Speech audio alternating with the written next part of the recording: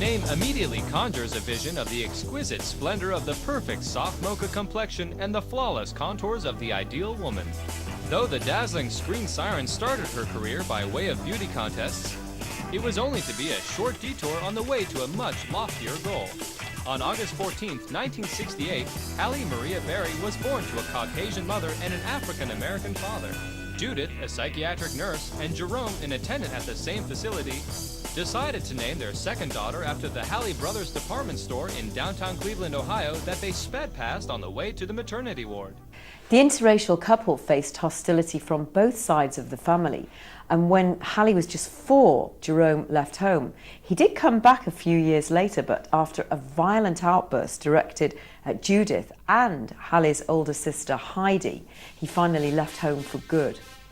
In search of a better education for her girls, Judith Berry moved the family from a working-class black neighbourhood to a middle-class white neighbourhood.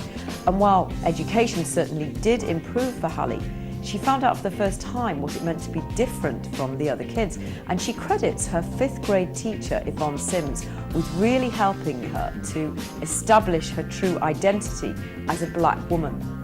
I think most people can relate to feeling oppressed on some level about something, or being silenced, or being afraid, or not knowing what to do or what to believe. I think most people can understand what that's like. We've all felt that way, no matter what nationality you are, what country you're from. That's a very human, I think, once you've lived any bit of life, you have felt that at some time. In spite of the difficulties of being one of the few black students at Bedford High School, Halle found that she excelled as a member of the Honours Society. She was in the cheerleading squad, she was class president, and she was prom queen, a position she held jointly with a white girl in her class. She also ran the school newspaper. At 15, Halle started out in the beauty contest circuit, easily winning Miss Teen Ohio. At 17, she went on to win Miss Teen All-American. And from there, she won the Miss Ohio contest. At 18, the knockout then went on to place as a runner-up in the Miss USA competition, which qualified her to enter into the Miss World competition. Halle Berry was the first African-American to do so. Although the 18-year-old didn't win, she did become a successful model and made enough money out of her modelling to enroll at a Cleveland community college to study broadcast journalism. Although she was really interested in the subject, she didn't complete the course. She continued modelling and decided to try her hand at acting, which meant a move to New York City. Oh yeah, it was real rough. Not too long ago. I think, yeah, when I first left Cleveland, Ohio, from a really small town, so the first time I came to New York City or to LA, it was, you know, wow, a big place, and I didn't really feel like I fit in. I had to sort of learn how it's all done, how the games are played. Halle appropriately landed a role as a model in the TV series Living Dolls. One day, the 21-year-old collapsed while she was on the set and drifted into a coma. Well, when she recovered, which she did, she later discovered from the doctors that she was suffering from diabetes, which prompted her to begin a lifelong program devoted to staying in shape, healthy eating, and exercise. The TV series lasted only 3 months, but managed to catch the eye of up-and-coming director Spike Lee, who was casting his new film Jungle Fever with Wesley Snipes and Samuel Jackson. Halle was brought on to play a crack at it. Concerned that the glamorous model image would really get in the way of her being taken seriously, Halle decided to authenticate her role and actually didn't bathe for several days. And that really started to earn her the reputation of an actress who lived and breathed her roles on and off set. Also at the time, off camera, Halle became embroiled in a series of rocky relationships. One of them was a fling that she dived headlong into with her co-star Wesley Snipes. Another boyfriend turned into a stalker and sent her dead snakes in the mail. Halle, at some point around this time, suffered a blow so hard from one of her boyfriends, she won't say who, that to this day she remains nearly deaf in one ear. A young girl who witnesses abuse growing up or is in a broken home often has abandonment issues that translate into adulthood as a young woman who rushes headlong into relationships that are not always wise. But Hallie didn't let her personal life get in the way of her career. Although first discarded by the original director for not being black enough for the comedy Strictly Business, a second director was hired and the actress was reinstated as the gorgeous waitress Natalie. Hallie won the hearts of filmgoers with her role and continued to make wise choices. Where am I going? I'm just going to different places. You know, my goal is to just do different kinds of things, roles that I feel good about, that I want to do, I'd like to stretch. Hallie got a small but excellent role as a victimized stripper in the thriller The Last Boy Scout with Damon Wayans and Bruce Willis. Word of her beauty and talent were spreading. In 1992, she played the lovable character Angela in the Eddie Murphy comedy Boomerang. Hallie's career was going well, and so it seemed was her love life. After a 6-month whirlwind romance, it was Hallie who proposed marriage to the handsome right fielder for the Atlanta Braves, David Justice. They got married on New Year's Day 1993 and instantly became a pin-up, glamorous couple. Starting the year off right brought Hallie more good fortune. She appeared in 3 highly acclaimed productions: Alex Haley's TV miniseries Queen, Fatherhood, and The Program. You know, you never know. You know, that's the catch-22 part of what we do. You never know how a film will impact your career. The ones that you think will be most impactful sometimes turn out not to be, and the ones you think are little throwaway little movies that you do end up being, you know, your major hit. So it just, I guess it's all up to the movie gods, and it just sort of depends. It's a lot of luck that's involved. Coming up, Hallie's professional and personal life fall apart. Unfortunately, Hallie's career took a downturn when her marriage to David Justice hit the rocks. It was an acrimonious divorce, with Justice accusing his ex of excessive jealousy. The tabloid headlines maligned Hallie, and she was so depressed and distressed at the time that she contemplated suicide.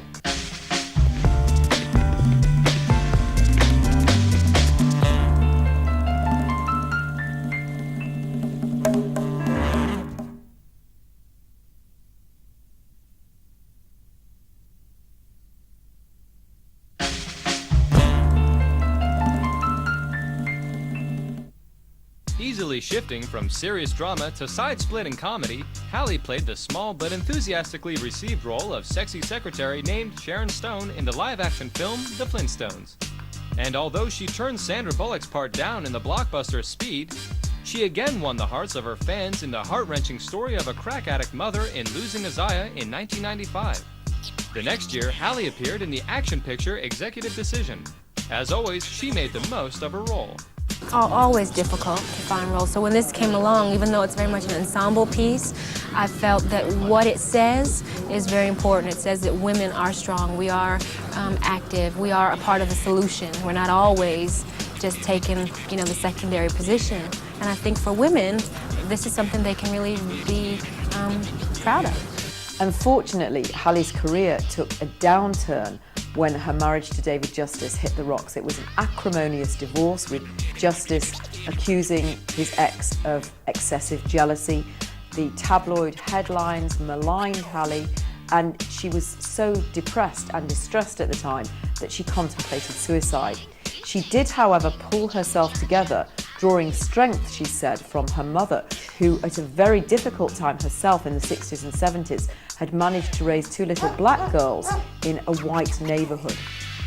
The hard-working actress threw herself into her favorite charities, the National Breast Cancer Coalition and the Juvenile Diabetes Association. Hallie visited troops in Sarajevo, and she was given an award by the Harvard Foundation for Intercultural and Race Relations. Trying to put her hideous divorce behind her, it was easy to understand why the 29-year-old Hallie decided to star in the over-the-top comedy Baps. I'm going to do a big broad comedy starting in a month, which will be very different for me. So I like to do just different things. Baps was not a good movie, but it was a refreshing respite for the stressed-out star. I think it was fun to go to work every day. I never knew what the day would bring. I just knew that if I came feeling free, having an open mind, letting whatever happened naturally happen, that I'd have a good day. And when you do drama, you can't always say that. Sometimes you leave dramas, if you've had a real heavy dramatic scene, you can leave in a funk, in a real bad way, because sometimes the material gets so heavy.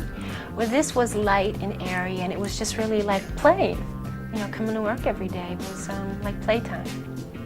After another couple of clunkers, Hallie had somewhat of a comeback in the hilarious political satire Bulworth. Written, directed by, and starring Warren Beatty. The gorgeous 30-year-old stole the show. And then, in 1999, Hallie met her match. I think this summer I'm going to try my hand at Dorothy Dandridge, doing her life story. Yeah, that feels really exciting for me. It was exciting for her audience as well. As a star of the TV biopic introducing Dorothy Dandridge, Halle Berry played the legendary black actress to a T. The TV movie was a colossal success, and the ecstatic actress won an Emmy and Golden Globe. When others might gloat, Halle remained humble.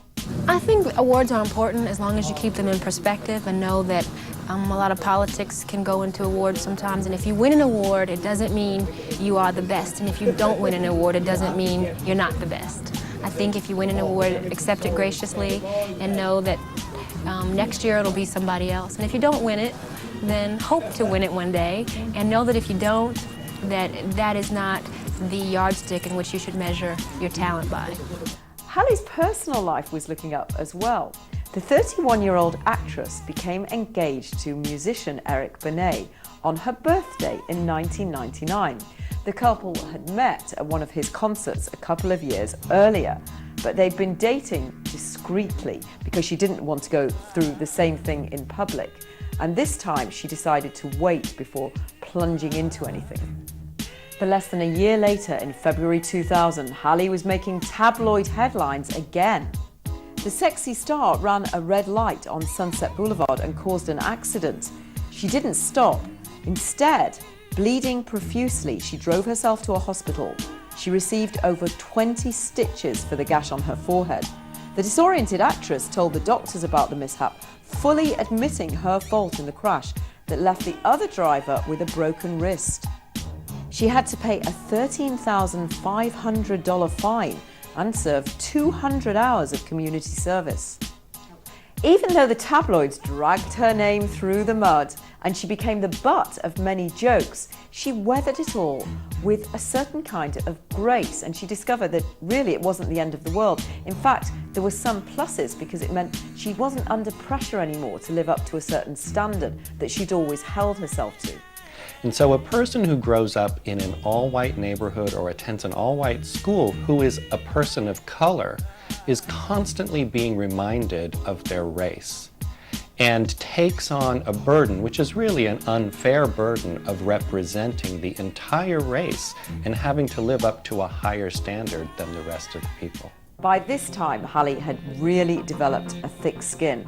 She went on to star as Storm in X-Men, the comic book-inspired hit that was hugely popular.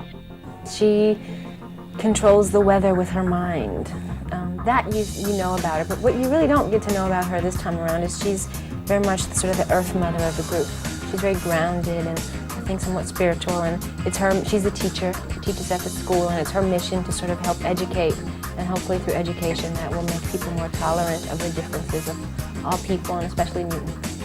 Knowing how invasive the tabloids are, Halle and Eric married in a quiet, secret ceremony in Santa Barbara on January the 19th, 2001. There were just a few guests present, and Eric's 9-year-old daughter, India, the little girl's mother, had tragically died when she was just 2 years old. Halle was thrilled to play the real-life role as a mother when she adopted India. The two were frequently seen around town enjoying each other's company. The actress felt that it was important not to let Hollywood infect her new stable family life.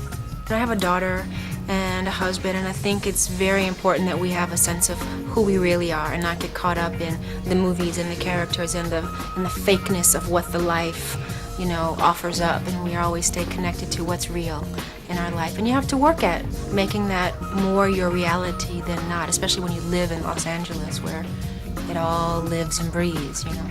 Despite the progress she made over the years, she had become more confident. She still really saw herself as a role model for young black women, and she was very careful about the type of parts that she took on. She wouldn't do any nudity at all. But her husband, Eric, did convince her that in his view, nudity was nothing to be ashamed of, and that finally persuaded her to take a topless role in the 2001 spy thriller Swordfish. It was a chance for me to become comfortable on camera with my very own sexuality, which I haven't always been comfortable doing. So it was a lot of, I met and faced a lot of challenges with this project for me. The hardworking actress felt she had a lot in common with the strong-minded character Ginger. If I weren't tough and determined, I wouldn't even be in this industry after 10 years being a black woman. So I identified very much with her, and even her comfort level with her sexuality. Just this year, I've gotten really comfortable, and if I were not comfortable, I could have never done the part. So I think Ginger and I have, you know, some similarities. Sure, I'm not completely Ginger, but I'm getting there. Up next, Halle fills in her shoes as an A-list Hollywood celebrity. Halle won the Oscar for Best Actress for her visceral depiction of Letitia in Monsters Ball. It was the first time an African-American woman had ever won the award. It was a moving and highly emotional time for Halle, and she gave a very tearful, emotional speech dedicated to her predecessors, her contemporaries, and future generations of black women actresses.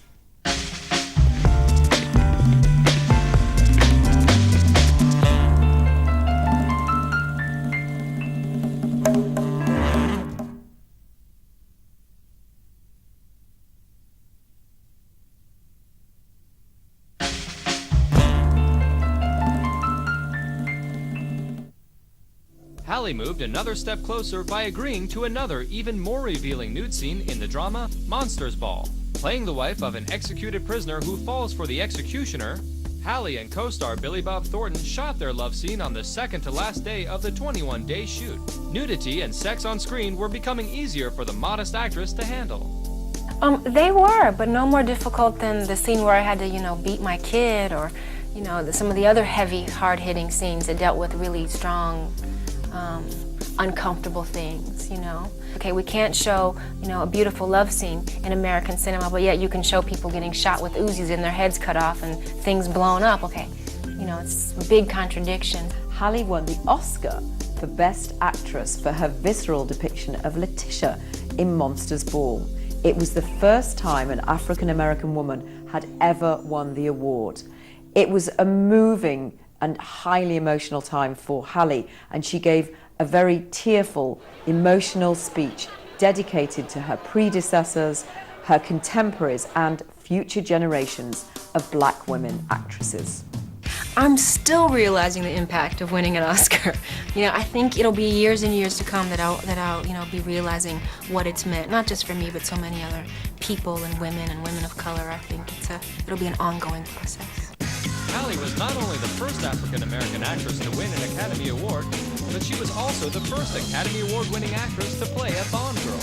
Playing opposite Pierce Brosnan in 2002's Die Another Day, the versatile actress enjoyed the idea of playing a female villain on equal footing with Bond himself. I think they've evolved as women have in life, you know, in our societies. We've become more empowered, we've become more independent. But what I like about this Bond woman, even though she's more of an equal match to Bond, she still is secure enough to be okay with her sexuality. And I think that's what I think is great about modern women. You know, we don't have to play down our sex appeal and our sexuality, that we can know that that exists and also, you know, have great intellect and great brawn and, you know, be tough as nails at the same time. Taking the Bond woman forward in a big leap like that was really exciting to me. I thought, now this character will be a lot of fun to play, to be sexy and tough in the same movie. I thought would be great. Halle wisely turned down the next role that came her way to play opposite Ben Affleck in the disastrous Geely. But she said yes to the horror thriller Gothica. The role got her a broken arm from an on-screen tussle with Robert Downey Jr. that set the shoot back 8 weeks. The film opened to modest reviews. In spite of all Hallie's successes, the painful pattern of destructive relationships erupted in her life again. After defending husband Eric Benet against relentless tabloid accusations of extramarital affairs, it finally came to pass that at least some of the rumours were true. Hallie was devastated. The couple sought counselling, but it was too little too late. The pair separated in 2003, and Benet's music career took a drastic downturn. To add insult to injury, the philandering husband tried to get their prenuptial agreement annulled so that he could get spousal support. He didn't get away with it. Hallie just simply and graciously wished him the best. If women did not have the capacity to really be compassionate and understand and to forgive, if we didn't have that capacity, there'd be a lot of men shot and houses burned down and heads chopped off, among other things.